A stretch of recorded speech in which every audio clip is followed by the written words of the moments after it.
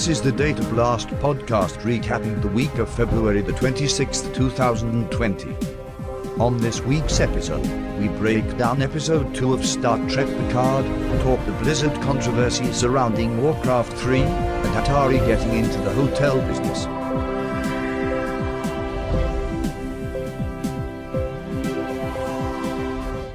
Hey everybody, we're back for another episode of the Data Blast podcast. And we're going to kick things off this week, as we did last week, and probably for the next few weeks, since this is going to continue, is Star Trek Picard. We're looking at episode 2. This time, it just released yesterday, by the time you're listening to this, Maps and Legends.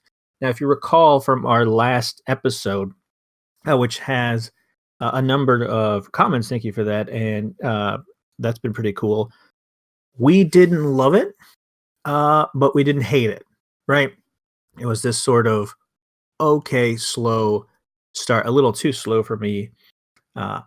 Hopefully, episode 2 would have picked things up in some degree, but it really didn't do much of anything except kind of play into the idea that we had that this Picard series was going to upend the entire canon of what Next Generation was. Right? I think last week we left off with it's a little slow paced, but it really didn't destroy anything, but it was leading that way.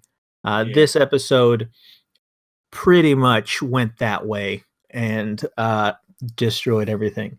So to break it down, first off, some positives. The pacing of this episode was better. I didn't feel like it was dragging on like a feature film. It flowed. It felt like a long-form television episode. So I will grant them that pacing-wise, I was more invested in what was going on here. The cinematography was fantastic in this one. I don't know what was going on most of the time in the first one, but the filming and the angles and everything was nice. It's a pretty-looking show. Is what I'm going to say for it. It looks great.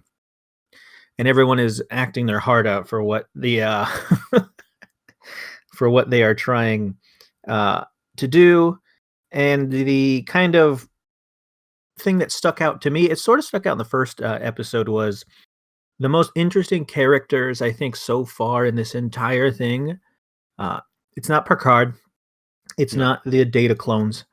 It's not really anyone. My actually favorite characters are the Romulan friends that Picard has at the chateau. They're pretty interesting. And I wrote here on my notes that Picard's Romulan friends are cool, and then in quotations is like, why not a story about them?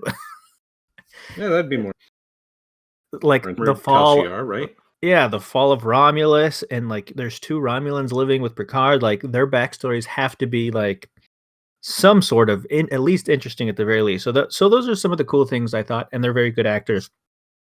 Minus her Scottish accent as a Romulan, which is there's a lot of that going around.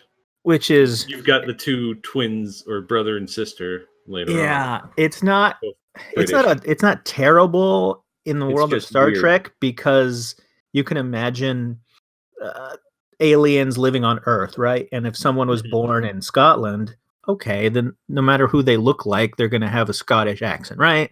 Someone's born in Mississippi, they're going to have a Southern accent, even if they're Bolian or something. You know what I mean? So you can kind of suspend that disbelief. These Romulans, you tend to pick up whatever accent is around you, right? We all sound different from where you are. That's not out of the question, even on a galactic scale. Weirder on a galactic scale, but not out of the question, especially for TV and movies. But Romulans just blew up like 14, 15 years ago, right? There were no Romulans on Earth. It's more than a little implied that they lived there and were Tal Shiar. So yes, so there were no Romulans on Earth hanging out.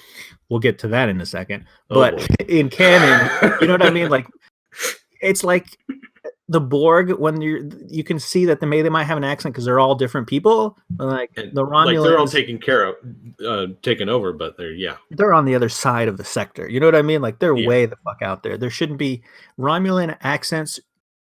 It should be a neutral kind of thing, or make something up. You know what I mean? Like just a very straightforward, not a full-on Scottish accent. That's weird, but I don't blame them.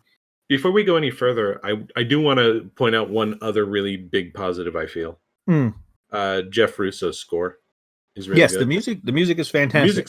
Like I don't think we mentioned it last week, but that last scene where they're showing the Borg cube off, it's a reimagining of the theme that first played in Balance of Terror.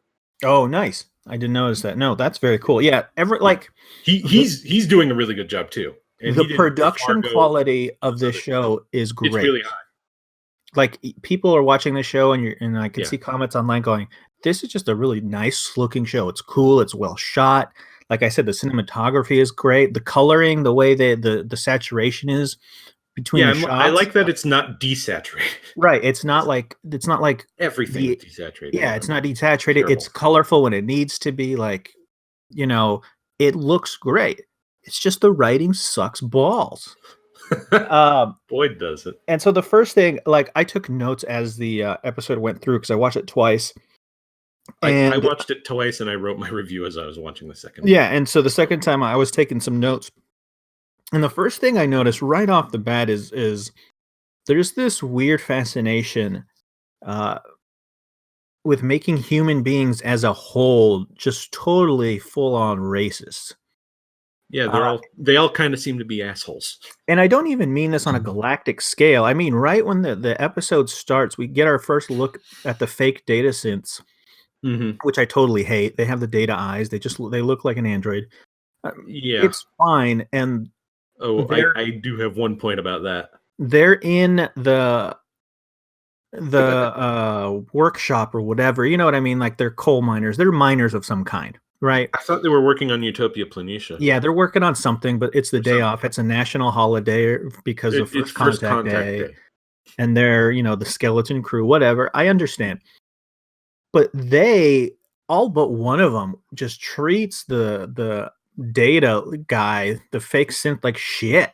Oh, yeah. And the one that doesn't is like, he can rip titanium in half, maybe. It's the other one. The other one isn't like, hey guys, this is still like a thing. Don't be a dick. No, it's like don't be an asshole because he can literally murder us all, which he ends up doing. Yes. And it's such a weird, because everyone in that building is so multicultural.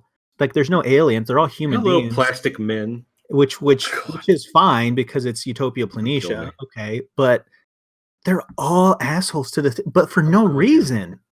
Yeah, nothing has happened yet. And that part and I put humans are racist there. That's not even what happens. There's more later in the episode, which gave me pause about that. But I marked that as the very first note I took because that's the first other thing I noticed was that they act like 21st century workers. They don't. This isn't Star Trek workers. No, just it could be assholes. anything.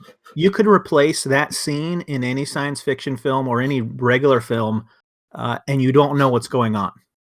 Mm-hmm. It doesn't feel like the 24th century at all. It might fit in Alien or something like that. Right, and it's just this movie. And I understand what it is. It's trying to connect to the Mars thing, whatever. And if you saw the short trek, it all connects together. But it's irritating. But it's irritating, and so we've seen this before. It's when the synths go bad. We learn why, or we sort of learn why a little bit later. But the synth at the end of this, which is interesting to me, takes his own life. Yes. I don't know if he was instructed to or if he did this himself. It's not clear. It's not made clear in the sense because he hesitates, it looks like, to do it. When he gets the signal from the bad guys, his eyes go all loopy and he immediately hacks the system from looks like a totally unsecure area that he could just bring down all of Mars Utopia Planitia yards from the lounge in Walmart for the worker lounge. It's very strange, but that's how Star Trek is. Everything's connected. There is one point. Apparently Mars is still burning to the point that the series has started. Yeah, none of this makes sense. I don't know why, because carbon dioxide is not flammable. Utopia Planitia is it's not like. I mean, maybe if they were working with materials that are highly, highly flammable and maybe spread. Maybe. Who knows? It's going to be some sort of climate change thing, I'm telling you. It's dumb. So he immediately hacks the system, brings it down, and then he immediately shoots the people in the room. And then he shoots 2 more Starfleet officers that come in to try to stop him, right? Yeah. A couple of things off the bat when I saw this that just irked me the wrong way. Data's been around for a long time. Yes. A long, long time. Well, by that point, he's been dead for like... Yes, he's been dead. But Data has gone off the grid, so to say, several times. He has taken over the Enterprise a couple of times. Yeah. Lore has impersonated him.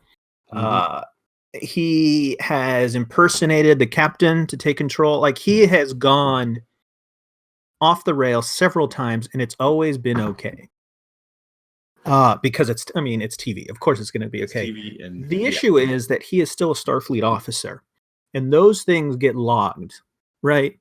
And precautions would then take place, because as the series progresses, the idea of Data getting kind of possessed or controlled becomes less of an issue, right? Yeah. But you'd still have countermeasures. Yeah, you'd have something built in. So all these synths get hacked, and they immediately just start murdering and bringing down everything without any backup systems to prevent something like this. It seems like like a logical course of action to have a dead switch on something like this. Oh yeah. That as soon as something goes wrong, and they're not like Data. They're not like Data, right? They don't have emotions. They're not fully functional. They're not a creature. They don't really have any agency or anything. Right. Which I think makes it worse, that you're just creating a slave race, essentially. Pretty much. That's very Star Trek, isn't it? Yeah, that sets up a whole nother thing. And then at the end, he brings the phaser, or it's not actually a phaser, it's some sort of welding. It's space. It's like a welding beam or some shit. All welding tools in space can murder you. If you play Dead Space, it's all the same. I actually haven't, but sure. It's just like a factory ship taken over by aliens, and he just uses construction equipment to kill everyone. I get that. I can let that go. But he doesn't immediately kill himself. And if he's under control and he does all this stuff like wicked fast, you think logical step would be, okay, mission over, phaser to the head, boom, I'm dead. But it holds on that for a little bit. And I think that's something they're going to touch on later. At least I sure hope so. Or they're going to leave huge potential on the floor. But with that, when that happened, I was already about humans are racist. We're all terrible, even back on Earth. And that really rubbed me the wrong way, because Earth is supposed to be paradise. And I don't mean that as some sort of generic term. I'm like, that was the intention Gene Roddenberry had. He had it for the whole of the Federation and Starfleet, but Earth was supposed to be this beacon of like perfection. This is humanity at its best and finest here. Star Trek: The Next Generation showed that in terms of the scope of the show and like doing the right thing and morality and ethics and stuff. There's that one episode where I think it's Deanna Troi is taking the test to move up in rank or something, and one of the requirements is, will you send a friend or like another officer to their death to save the ship? Yeah, there was a lot of stuff like that that was touched upon. Do you have the steel to do it?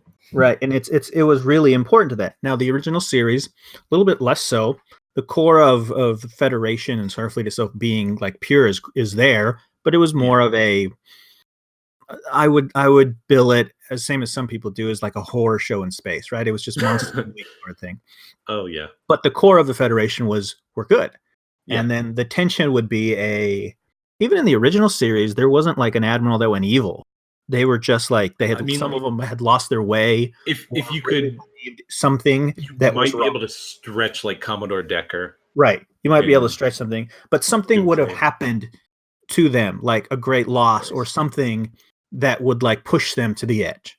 Right. They wouldn't just be evil. In TNG, they'd snap. In TNG, you had every other admiral being evil, but for the most part, early on, they were like controlled by the parasites. Remember in the episode, the early season, first season? Oh yeah, that's one that they actually mentioned in Star Trek Online. Yeah, they were controlled, but they were controlled by parasites. every other admiral kind of had their own agenda, but they were considered rogues, like they're out in the edge of space or whatever. Deep Space Nine, I think, is where things started to change. And we started to get just straight up evil admirals. Yeah, Gene Roddenberry was gone, and we started to just get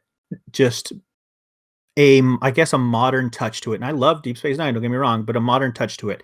Sisko did some terrible things. He made choices that were hard. Right? He like the way he got the Romulans involved in Dominion War was it's a fake. You can justify it however you want, but that was his character, right? He was that was the point of Deep Space Nine. They're on the edge of like their territory. They're alone. You got to figure shit out, right? But it set a bad precedent because even on Deep Space Nine, they mention that Earth is a paradise. Earth is perfect. And going back there was a big deal. And so here in this TNG world where we're basically on Earth, now we are on Earth, this is supposed to be the best of us. We see so many people acting like just pieces of shit. And I wrote it in my notes that just like Gene Roddenberry, for however much I disagreed in some of his ideas and methods with Star Trek, especially early on in TNG. By TNG, it had gotten bad because like people love TNG and they say it's the greatest, but the first couple seasons when he was still heavily involved were probably the worst. That was the point where he started taking swipes through writing at like people he didn't like. He was old. It was, he was just cranky.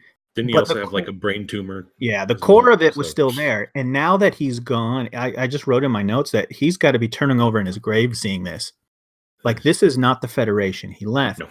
And so while the concept of what they did with the synths and killing themselves was interesting, I mean, of course, it just leaves no trace of evidence to scan them or whatever. I don't think they're going to do anything with it, and it just makes the Federation at every turn in this series look like the bad guy. But after that, we come to find out some interesting things, and I might be jumping around a little bit, but my notes are in order. We find out the name drop of the Tal Shiar. Now, we know who the Tal Shiar are in terms of TNG, right? Yeah. When you look at TNG, you see the Borg as probably the greatest threat to the Federation as a whole, and you see the Tal Shiar become a real thorn in Picard's side all throughout the series. They're sort of secret police intelligence officers for those. It's the secret police, and that's their like covert ops, and it was such a popular idea and concept that eventually the Federation got their own in Section 31. And you also had the Obsidian Order. And you had the Obsidian Order. And so you had these bad guys because Klingons didn't do it, though, because they're dumb fighting guys. They're sort of dumb. But you can see the parallels here. Like, bad guys have secret polices, right? You can tie that back to the Nazi thing. And like, when you see bad guys and when you hear secret police, you know that's not good, and you know they're not playing by the books. The Nazis and Russia, communist Russia and stuff. Exactly. Like that. And so then eventually we integrated Section 31 into the story, which makes sense. I guess it's fine. I don't like how they went far with it, but everyone has a secret organization that does it. Okay, I get it. The Tal Shiar ran the Romulan Empire. I mean, or at least the spies, you need counter spies, right? Right. So the Tal Shiar ran the military pretty much. We learned a lot about them. We learned about Sela. We learned about it. We know the backstory pretty well of Tal Shiar going into deep space. Still alive in this? I don't think she's not dead. So yeah. Unless they could bring Denise Crosby back, but she's nothing said she was dead, and I think she's alive in Star Trek Online because Denise Crosby. They actually call her back for that. Yeah, that's great. I love it. So we know they're the head honchos, and they're on the same level as Section 31, and they're in the same level as the Obsidian Order for the Cardassians. Now, this is important because if you watch Deep Space Nine, you know the founders talk a lot about how to take over this quadrant, right? Coming through. And there's an entire episode dedicated to taking out the Tal Shiar and the Obsidian Order.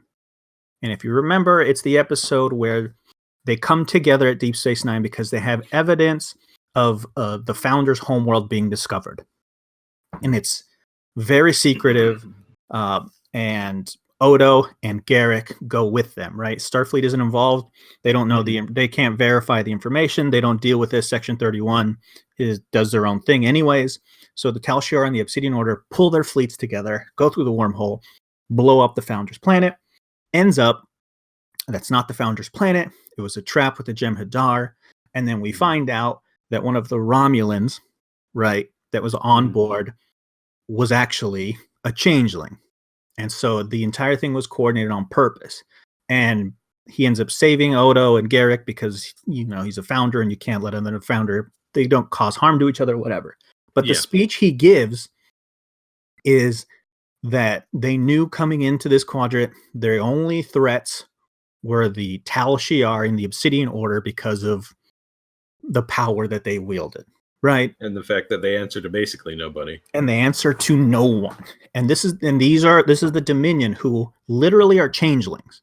Understand this, that they are at the highest order of the Romulan Republic. They're inside with the Cardassians. And they're on Earth because they have impersonated admirals and everything. They are literally everywhere. You want the perfect spies? A changeling is it. Yeah. Okay. He says the Federation isn't going to be a threat for much longer. Blah, blah, blah. Section 31 isn't, without the other two powers, they're going to fall. Mm-hmm. That's fine. Fast forward to Picard. The Tal Shiar is not the secret police. No. Okay. There is, and I literally laughed out loud to the TV both times when they mentioned the new super secret police of the Romulan Empire. It was so bad that I can't even remember the name. What was it, like the Zatvash? And these two Romulans the Boogeyman with Picard are just like, oh no, the Tal Shiar they're just regular, they're just people. It's these other people that are super secret that no one ever knows. And I'm already laughing. When someone kill a guy with a pencil. Like you're just gonna be like, this is the secret police. This is the super. It's like you can only go so deep. This is stupid. Okay, it's never been. If they say they were like the inner ring, then sure. But like the Illuminati of the Romulans. Okay, yeah, whatever. I guarantee you, the Founders would have known about these people, and they would have been targeting them. But of course, they didn't, because this show doesn't make any goddamn sense going back. No. So we have a new superpower within the old superpower that was within the old superpower. That got blown up. That got blown up. Okay. So they haven't been a threat up until this point because they're just fairy tales that are told to Romulans. And they're told to the Tal Shiar, like, this is the stories you tell to scare children. But they're real now. Here's their deal. Apparently, this super secret cabal that is super secret even to the super secret police only really care about hating androids. That's the super secret Illuminati. Not to amass power, or money, or planets, or control. They just fucking don't like Disney animatronics. That's it. They're gonna blow up Pirates of the Caribbean. They fucking went to Disneyland one time and said, "This is blasphemous to the Lord." And they said, "You know what? When we go back to Romulus, we should start a secret police because fuck Walt Disney. We don't like them plastic men around here." And that's all we know.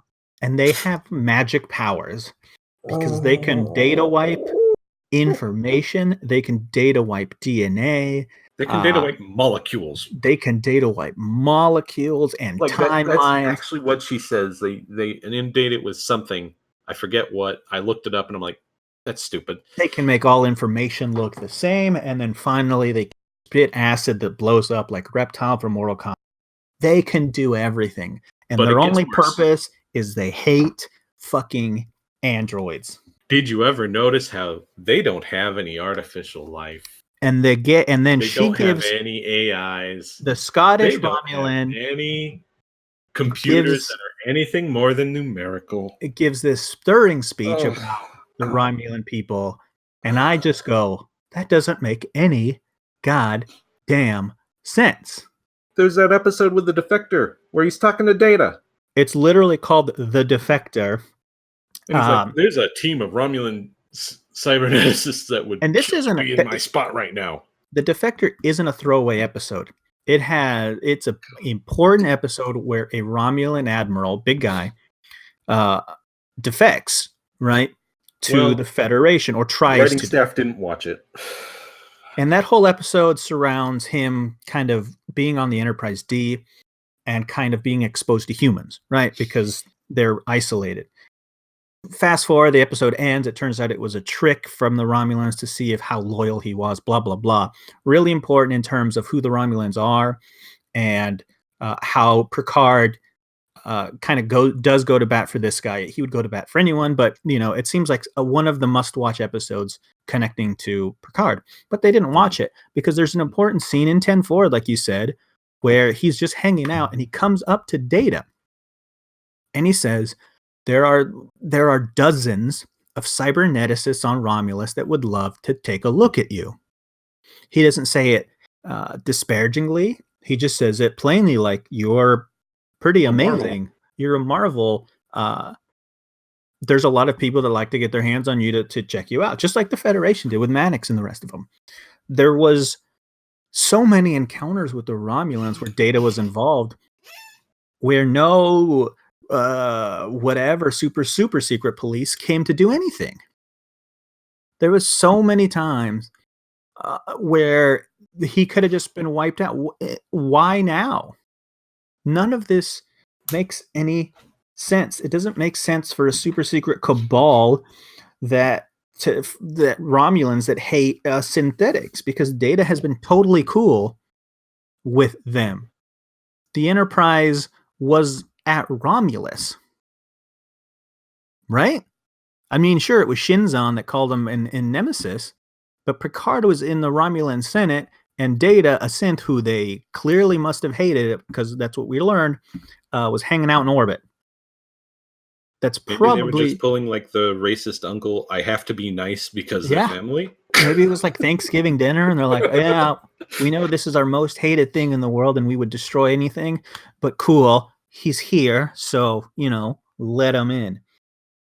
And that just bugged the shit out of me so bad this episode.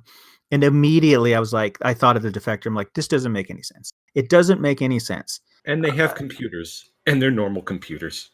They're just numerical computers. No. None of this makes sense. Any sense for the ships they have and what they've done. Everything gets thrown into whack. Every book, every comic. None of it. It's a stupid plot point, right? It's a plot point they thought they could pull because we don't know a lot about the Romulans, except we know enough about the Romulans where this doesn't make sense. Okay, during this argument, Picard says, "Fuck you guys. I need to go find the other twin." We haven't even talked about the main plot point of this whole goddamn series, which is the other Data twin that's still out there from last episode. He says, "Oh, I got to go." They say, "No, the Tal Shiar are afraid of these people. How are you an old man? They're going to blah, blah, blah." None of this makes sense. He's like, "I got to save Data, my friend." I've been rewatching TNG. And I've been watching the Data-centric episodes, right, where he plays a heavy role. And the way Picard treats him. Picard was never his friend. No. That was a movie thing. Like Nemesis. That was a movie thing for the last film, right? Yeah. There isn't a time in all of TNG where Picard just hangs out with Data, not on duty.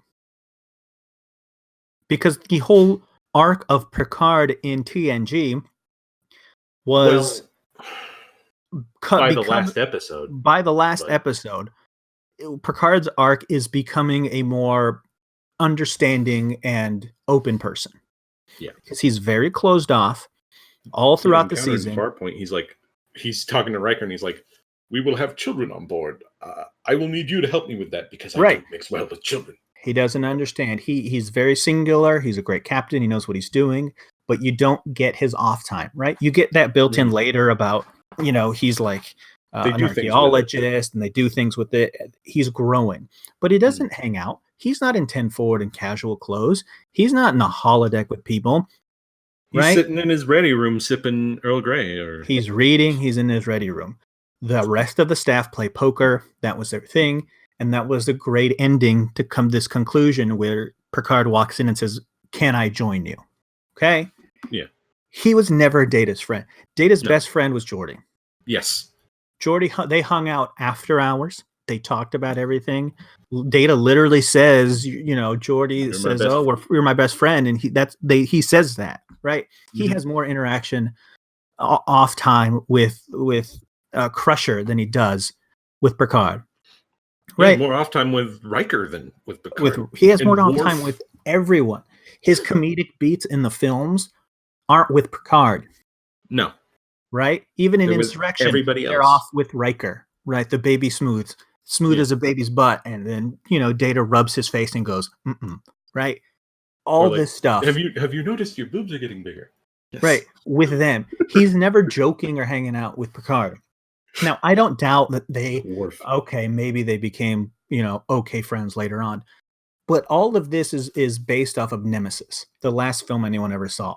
And kind of the worst of films. And Data, given his life, he becomes a more complete human because, this is the most human act is sacrifice. Yes. But it wasn't like a friend thing. No. And I have it here in my notes because I went back after last week's episode to watch more. And there's no, in the TNG series, there's no real interaction between Picard and Data in a friendship off manner. It's mostly orders, yeah. It's mostly orders. You get that. In fact, what the hell episode? Now it just came to mind. But he just tells straight up, I remember it. There was an episode where Data gets blown up in the shuttlecraft. Mm-hmm. I forget the name of it. I can't recall it, but it's one of the ones I saw, and I took notes when I watched it. He gets blown up, and Geordi is the one that goes absolutely nuts trying to figure out what happened because it shouldn't have happened. Something. And Picard's like, "You can finish this on your off time, but do this on your own. We need to. We're out of here in 12 hours. Yeah, we're out of here in 12 hours. That's all you got." And Data at this point is his second in command, right? It's Riker, Data, and then down the list, and he's just like, "Geordi, I need my chief engineer. You got 12 hours. I don't give a fuck. He's dead. He's gone. He's a robot." That was the way he treated him. Not I need to risk life and limb. Well, it's not like he's got much left. And it's not like he has much left. So the episode continues, and we find out that Picard is sick. He's got something in his brain. Before that, they've actually outdone Discovery in this. Mm. One of the big deals with Discovery was the utterance of the word "fuck." I fucking love science. They just love. They did this twice this episode. Yeah, it was very first off-putting to me. You have a Romulan girl, those cheeky fuckers. I will curse up a storm, and I don't mind it at all. Oh, that's what I put in my review. It just doesn't fit. No. I don't care that it happens in Discovery or whatever, because that's its own thing, but and it's terrible, but yeah. It doesn't, the movies, the films, the series, it doesn't fit in this world, that word, especially coming from another race of beings. Why would they say it? Or even a head, an admiral or something. Yeah, the admiral says it too. What was it? I put it down here somewhere. The line is it's the fuck episode. Sheer fucking hubris. The sheer fucking hubris. Of walking into her office and asking for a ship and a skeleton crew. So Picard gets his buddy from the Stargazer comes. The doctor says you're sick. Something's wrong with your head. I like that they got noted character actor David Hamer. Yeah, he was nice. He says you're sick. But I'll clear you. But this is probably going to be your last mission. If you get out there, we don't know what it is. If you're lucky, you die out there. And we know the way this ends. None of the ways this can end is good. And if I remember, there was something wrong with Picard in TNG, right? That in the future, things. In all good things, in the future, something happened. He gets old, and he has some sort of disease that accelerates that senility or something. I remember that being a point because they treated him like an invalid, kind of. This would have been right around the same time. Yeah. And then I know he had Shell-off syndrome. He had some stuff, and he's a bum heart, whatever. But it's in his brain. Yeah. And he says, "Can you clear me?" And he says, "You'll die out there." Clearly, he's not going to die out there because they announced season 2. So here we go. Yeah. And they're bringing probably, up Whoopi Goldberg as Guinan. They probably should have waited a little bit after. They should have did The View after episode 3.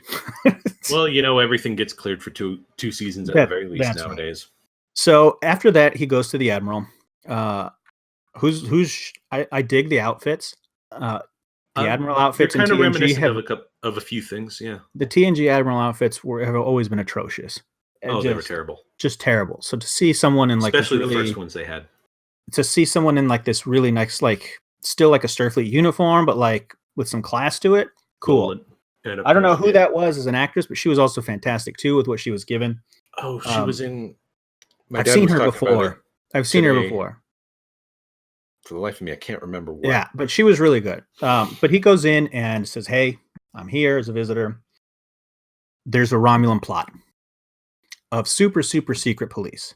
Now, in her shoes, I'd be like, "Get the fuck out of here too," because that sounds like stupid writing, right? You're going crazy. There's no super, super secret police because that sounds stupid. But she's an admiral. She's an admiral, and we know Star Trek, all admirals are bad. You're not supposed to act like that. Yeah. So he goes in. He's not even being like, he's not yelling. He's not being aggressive. He's just saying, "Hey, I need you to reinstate me for one time. Get me going.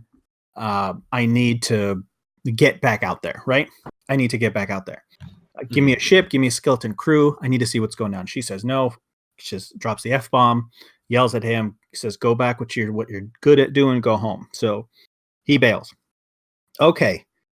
Starfleet is shitty at this time because during this conversation, she says, and this is what really pissed me off the most, is saying she said, "We tried to help the Romulans, but so many other races and cultures here, 14, said let them die."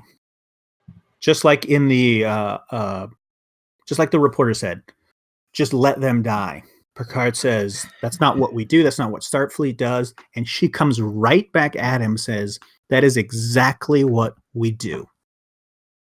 We let people die."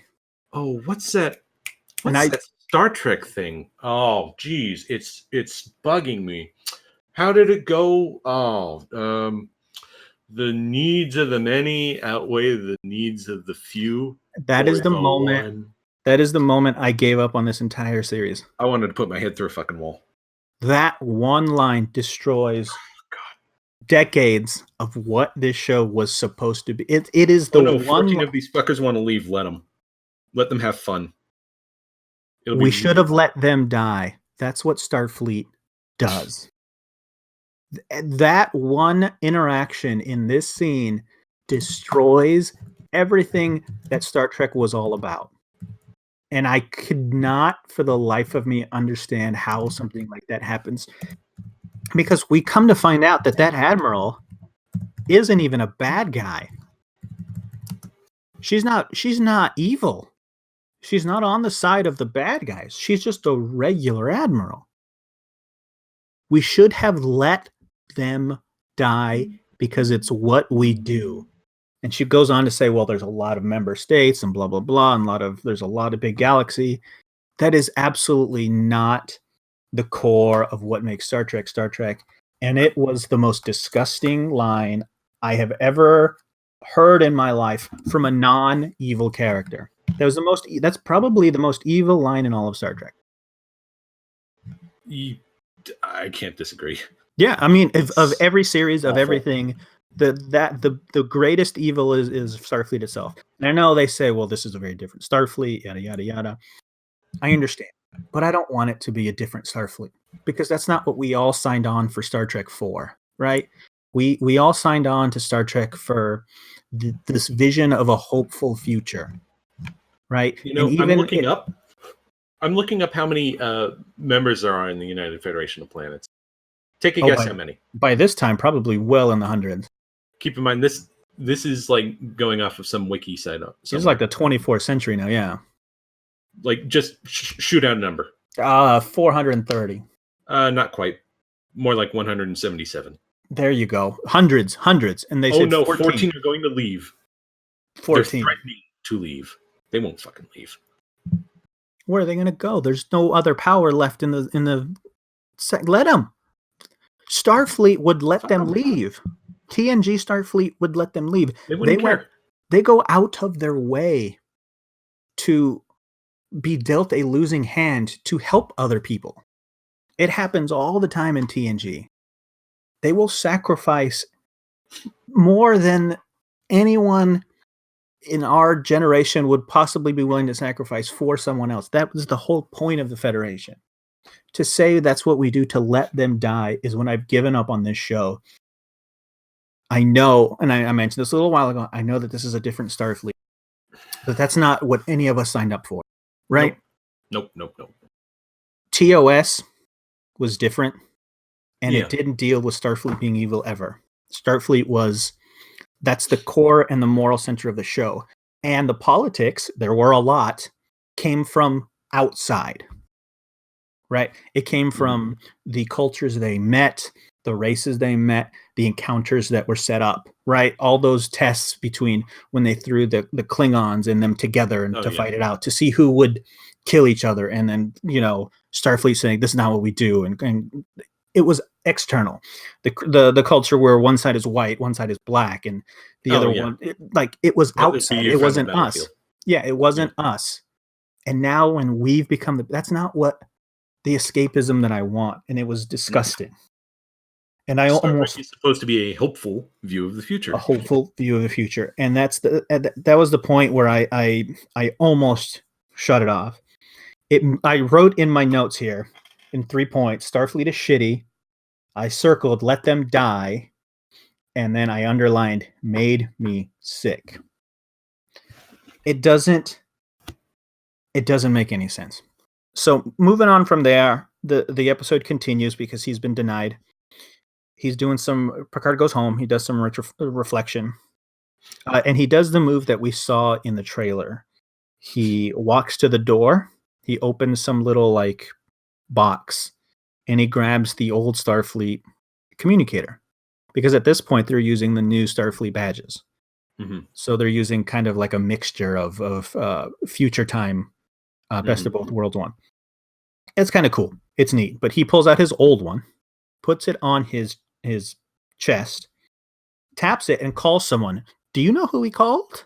It's the guy we're meeting in the next episode. Okay, because I couldn't get the name. I don't know that person. Rafi. I was like, was he calling Riker? What is he doing? Nothing was set up. No, Raffi drums. It's Raffi. It's Raffi drums. Yeah. Oh God. Drums. But it wasn't set up, so I had to rewind it a couple times. So does he say? Should I know who he's talking to? Nope.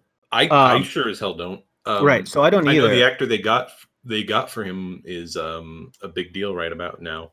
I forget his name, but story-wise, really heavily sought after, and he turned down several other projects to do this.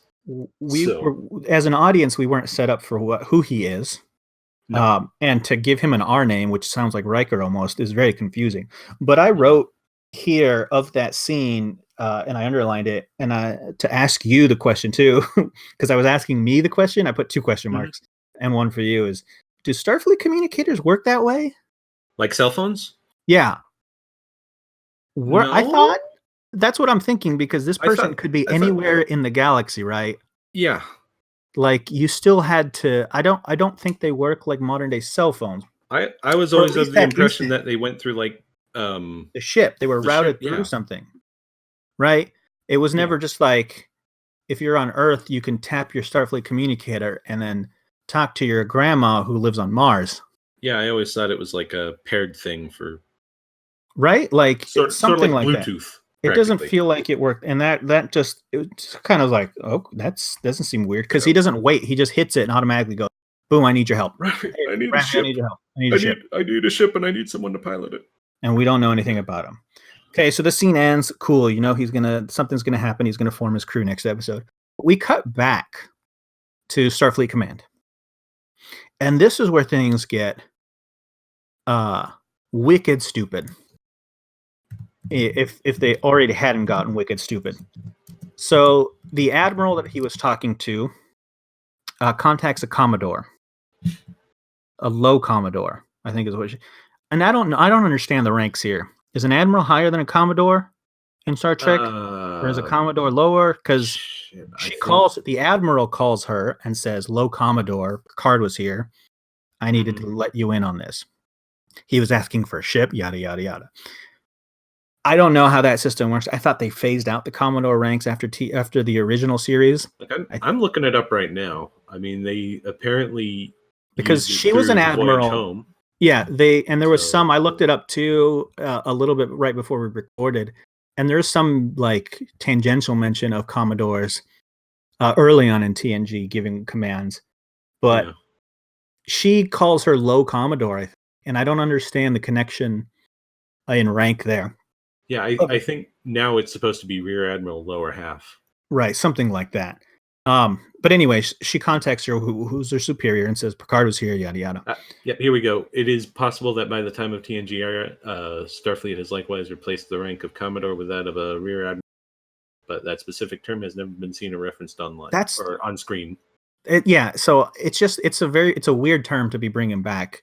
However, the rank of Commodore is still in use in some capacity in 2399. Okay, that's TNG. Commodore O was seen wearing a single flag officer pip on a gold uniform, one of the few operations division flag officers seen in the franchise. Because they only over in TNG only refer to them as admirals or something.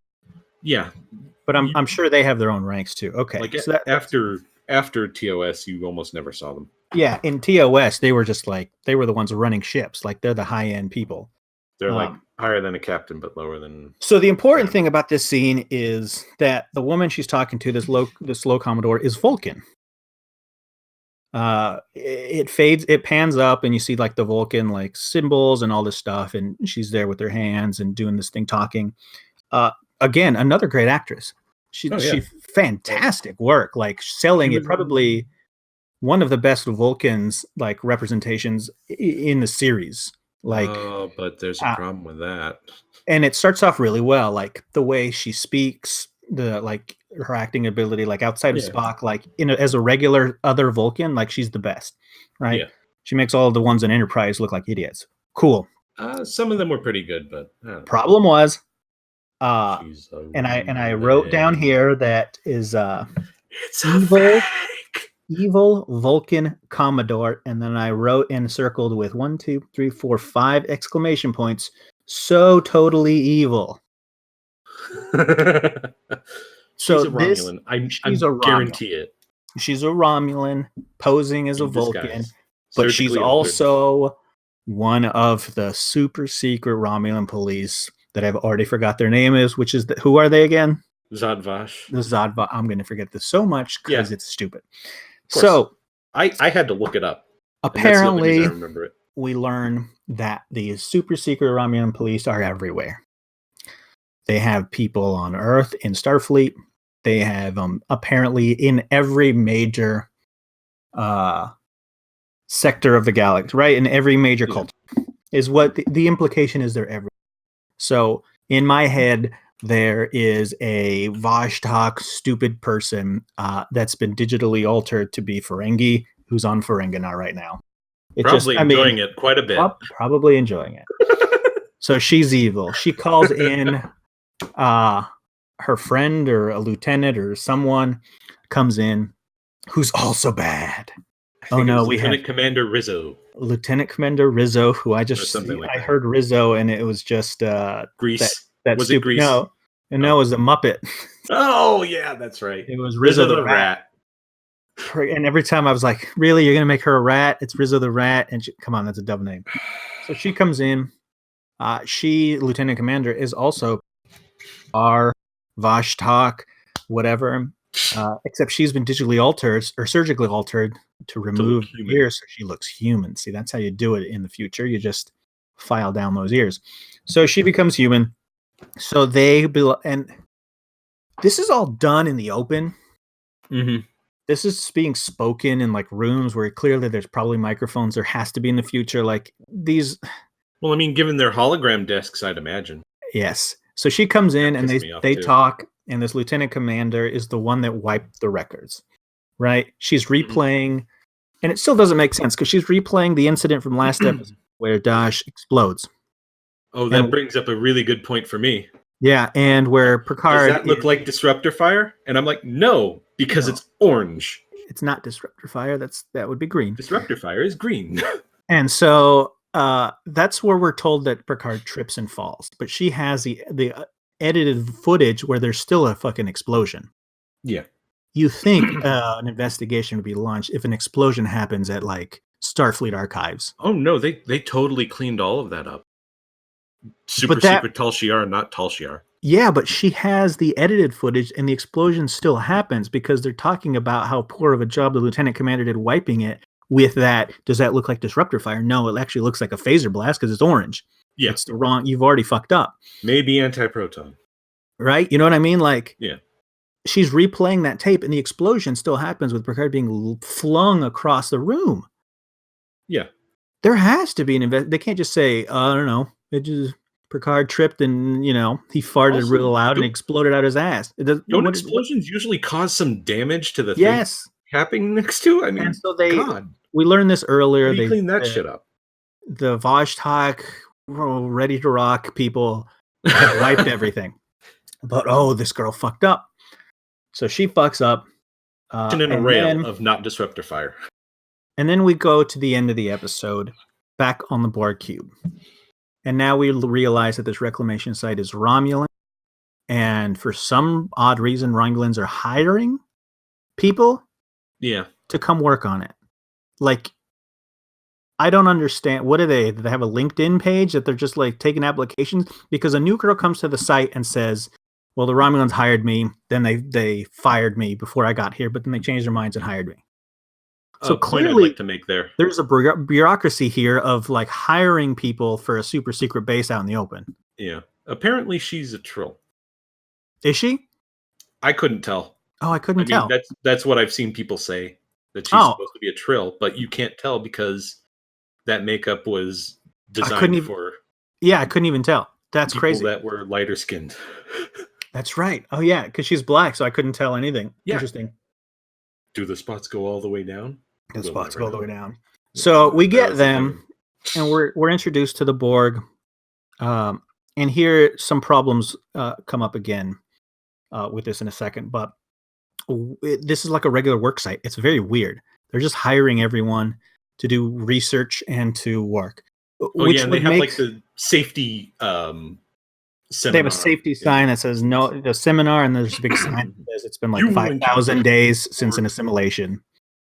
And they're scaring the newer people. It's interesting, but it seems like something the Federation would do. Yeah. Why would the Romulans give a shit? Or the Vulcans, or literally anyone would have like, okay, there's a Borg cube that we found deserted. We need to lock it down, and then we're going to hire the best and brightest to come out here and figure it out, so we have some defense against it. Exactly. It doesn't seem like a Romulan move, but regardless, it just seems weird for a super secret agency to be taking applications from Monster.com. It's just weird. Yeah. So what we learn and is that Daj's sister, who I don't know her name, it was told to me, but it was stupid again, so I forgot. Soji, fuck me. Is helping with dissecting Borg. She's also she's a therapist, actually, but yeah, she's a therapist there, but she's overseeing these people, and they're dissecting Borg. So they take an arm. The Borg drone is already dead. Take an arm off, pop its head off, blah blah blah. She has this ocular implant. Yeah, she has this little moment, touching moment at the end that you're free now, you go, whatever. And then she says it in the alien's actual language, I think. Yeah, the implication. It's just a human. Yeah, it doesn't look like anything. But what I want to note is, we've seen derelict Borg stuff before, mostly in Voyager, because they're from the Delta Quadrant over there. Yeah. And Voyager has tried to steal tech before from cubes, and has always said it's too dangerous, right? Because they could reactivate. Even like the deactivated ones, yeah. Even like the deactivated ones. And we've seen like Hugh, who is going to be a major part of this series, sever from the collective in some capacity. Seven of Nine, I guess, is probably the best example of this, which makes sense that she's in this now. Yeah. But my question is, doesn't the fact that the Borg leave their cubes, doesn't that sort of ruin the idea of the Borg themselves? Now, I understand them cutting off parts, like you'd cut off a limb, like to save the body, right? Or So like when they were getting infected by that digital, right, and they cut parts of themselves off to save the rest. I understand that in theory, but we're in our quadrant. Oh yeah, we're not in the Delta quadrant, so this cube had to have come from somewhere or something. And every cube encounter in Star Trek has been with the Federation. Yes, because they don't really give a shit about everyone else right now.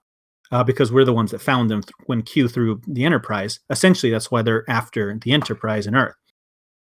And there's I could do a whole podcast on just how, Q changed the Borg and the Borg changed because of whatever. But we don't see derelict ships here in our quadrant. And what I mean is, by ruining the Borg, is that by cutting them off, you've left a part of you somewhere. Right? We know the Borg have self-destruct capabilities, that they blow up themselves. Happens in First Contact, happens lots of times. But wouldn't leaving behind a Borg cube, which is their biggest ship with thousands and thousands and thousands of drones and technology, be problematic? Yes. Because by leaving yourself behind, you are essentially saying, hey, free game, figure us out. And I wrote here on my notes, it says ruins Borg. And I note left behind for scavenge to learn from, because then you're giving the people you're trying to assimilate an advantage, because the Borg don't evolve like humans or the rest of us, right? They take over and they grow that way. And they integrate it as their own. There was an episode of Voyager that was playing on one of the upper cable channels for me the other day, where they're like, yeah, that's it's the one right after 7 of 9 gets added. It's the two-parter. The two-part. Like we got this from species whatever number, because I never remember the numbers. And so to leave like and this is most of a cube. It's only like a couple chunks missing. That sets up just a problem for the Borg themselves, especially if they have a queen. Why would you leave your most powerful vessels full of drones to be dissected by someone else so they could reverse? Because this is Star Trek, right? And Star Trek is all about reversing engineering a problem. Oh, everything. To fix something. And everything. Right? You see it everywhere. Deep Space Nine, the Breen weapons come out and they destroy everyone at the Battle of Chintaka. Just the Defiant is destroyed, a hero ship. Never happens, right? 2 episodes later, they figured out how to deal with the Breen. The Borg, every time they come, we adapt and learn it. Now we have Defiant classes and Akira classes and quantum torpedoes. We've adapted. Multiphasic, whatever. Right. Every time something happens, adaptation happens. By leaving this behind, you've essentially given your enemies carte blanche to figure all of you out, because all the information would still be there, which is why they have all these research theirs and mining this technology.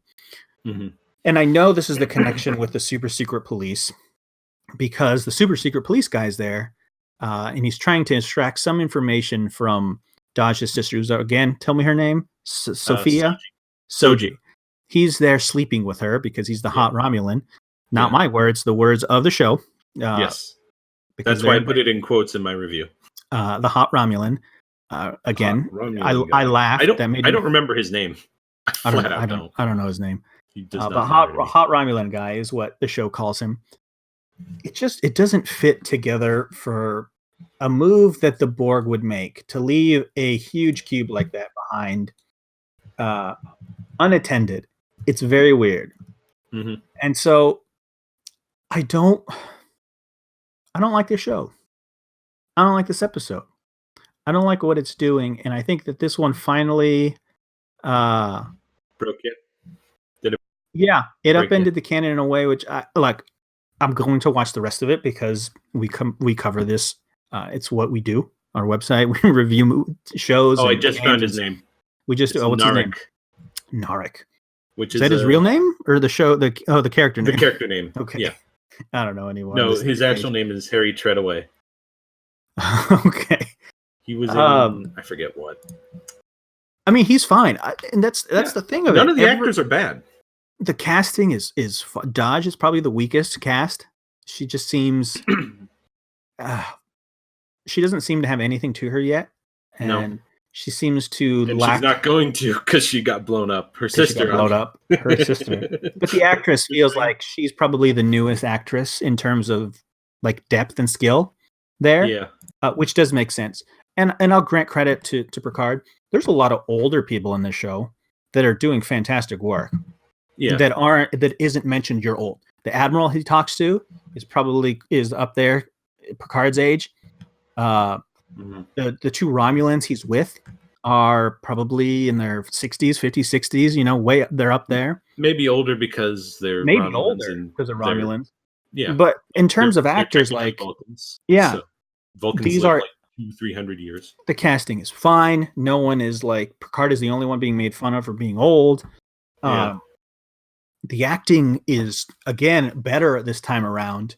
I think in terms of Picard as a character, he's better this time. He's not so like episode 1. He was like, "Oh my god, oh whoa, this, oh your Data's daughter. Wow, look at all this." He seems a little more logical in this because he's had time in it. Again, his two companions are fantastic. Stargazer friend, the cameo was cool. The coming in, he mentions Geordi, Riker, and the rest of them. Everything about this show should be great, except the story that they're trying to tell is so stupid. It's literally every like science fiction movie story that you've seen in the past, I don't know, 10, 20 years. That's the problem. It's so generic that it's just like, I don't know what it's trying to do. It's not trying to be Star Trek anymore. Is it trying to be lowest common denominator science fiction to grab people? Because that's what I put in my review. Like, it's trying to draw in new fans and the old. They're trying to get the old fans with nostalgia bait. But why are you trying to get new fans? You're on CBS All Access. If you are trying to get new fans with the bullshit that they're doing. Yeah, but that doesn't make sense. You can get new fans if you were on TV. If this was aired on CBS on Thursday nights on TV, as long as it's not the Friday night death slot, yeah. Right. I can understand what they're going for. Like, oh yeah, we're going to try to draw new people in because it's TV. What else are you going to do on Thursday? If TV's on, you're going to flip a channel. But this is the pay channel. And this is a pay channel where you're paying because you're going there to see Star Trek. Okay? You're paying monthly. Don't give me any other bullshit. Yes, there's other good CBS shows that are coming and there's some other stuff, but nobody is paying for CBS All Access to fucking watch The Big Bang Theory for the 400th time. Right? Bazinga. They're watching it because of Star Trek. That's the reason they started this network. You have every series of Star Trek on there in HD. Right? When CBS All Access was fully pushed, it's been around for a little while, but when it was fully pushed, it was a Discovery show. It was like that was the only thing they had for a while. We're building our network around Star Trek, just like they did with UPN, just like they've always done. They've always kind of built their blocks around Star Trek. So why are you trying to draw in new fans if new fans aren't going to come because there's a paywall? I don't get it. This should be the show for the fan that you already have. Let me add a side note to this. When was the last time you saw any Star Trek toys in like a retail environment? Like an actual store, not like in a comic book shop or something where they have like high-end collectibles. I'm talking about like walking through the toy aisle at, I don't know, Walmart or whatever. I don't know. When I bought I'm looking up here. When I bought my Generations, Scotty and Chekhov. Huh. So that must have been 94? The last time I remember... Generations was like... When was Generations? I went into Toys R Us and I bought Chekhov and Scotty. And I bought Riker. Star Trek Generations was 94. I was right on the money. That's when I bought them. The toys were out. The last time I saw Star Trek toys were the reboot film, but they were at the dollar store. Yeah, that's the last time I remember seeing anything. Do you know why that is? No, why is that? It's the same reason that Star Wars toys aren't selling. Basically, back when J.J. Abrams did that film, he wanted 100% of the toy profits off of all of his redesigns from what I understand, keep in mind I might be wrong. I've been wrong before. But, I saw Kirk, grain of salt, but Spock, and McCoy cadets. And apparently one of his demands was that they stop selling the old, like the merch catering to like old fans. Oh, and interesting. Pretty much everybody told him to go fuck himself. So that's funny because I walked into a Dollar Tree and I saw the cadet Chekhov and Sulu. Yeah, the cadet line was at the Dollar Tree, and this movie I think was just still in theaters. Yeah, fuck me sideways. Yeah, so, there are no toys for this new stuff, are there? Like at best, you'll get, I think, like Eagle Moss makes a few ship models, but those are relatively high end. Those Eagle Moss models go for like, yeah, those are expensive, hundreds of dollars sometimes. It just I really don't know who they're catering to here, because nobody, like you said, they're catering to the writer's room, and what it just the writer's room is stupid. I just don't like it. It doesn't hold up. The only cool things, and I noted, I talked to it right I want up front about the cool things. I think the show looks fantastic. It's filmed fantastic. I think it's acted great. I think the visuals for a streaming service show look great. The space stuff looks great. The shuttles look great. There's some like nice little touches where he goes at the end to meet one of his old crew members or people he's worked with that's no longer in Starfleet. Someone that hates him. He gets dropped off by a shuttlecraft that says taxi on the side. Like I kind of laughed at that, honestly. There's cool little touches, and it looks good. Like the shuttlecrafts look good. The space scenes look good.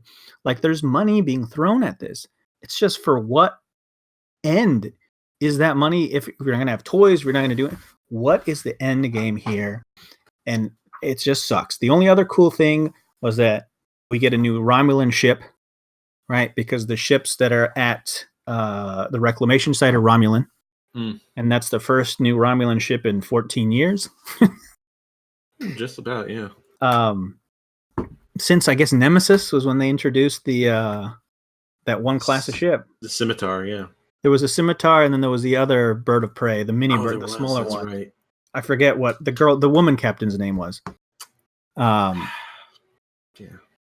And it was so crazy. I don't know, but you gave it a D as our final review. You can check that out, GameMag.com. I'd probably right around the same D minus. It just, mostly because I know it's going to get worse, because I've seen the like little trailer, and I saw little things that that's going to get worse. Yeah, the same thing. I don't like this. I don't like this, and I'm very nervous. So we'll see what happens next week. But that's our coverage for Star Trek Picard episode 2.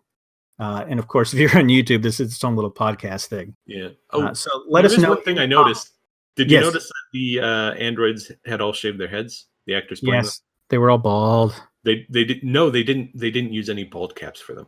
So they made like this one close up where you can see where like that's right, where he turns around and it looks like he has follicles for some stupid reason. Yeah.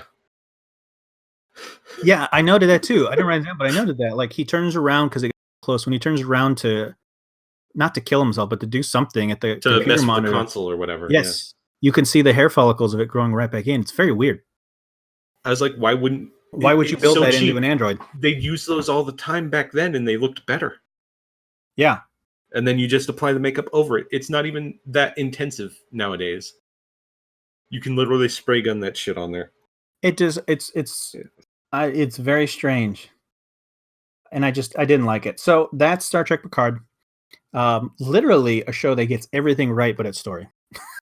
They have as I noted, they have no one running science consultant or, I believe, continuity at all. I can't imagine with the biggest flop of, like, there's literally an episode that says they have Romulan cyberneticists. I don't know. It's draining. So that's Star Trek. If you agree with us, you disagree, let us know in the comments below. Yeah, we've had some interesting comments already on the website and on our Facebook page. Some of them are out for blood. Yeah, some of them are out for blood. It's very cool, very interesting to hear from you guys, because I'm seeing a lot of people love Picard. If you go to the Star Trek Facebook page and look in the comments, I don't know how everything is played out, but people are fucking loving this stuff. And then like people also like hating this stuff. There's no one that's just like, this is okay. It's like I love it or I hate it. Yeah. And I don't like what it does as a show. If I wasn't a huge Star Trek fan but knew of it, I would probably really like this. Yeah.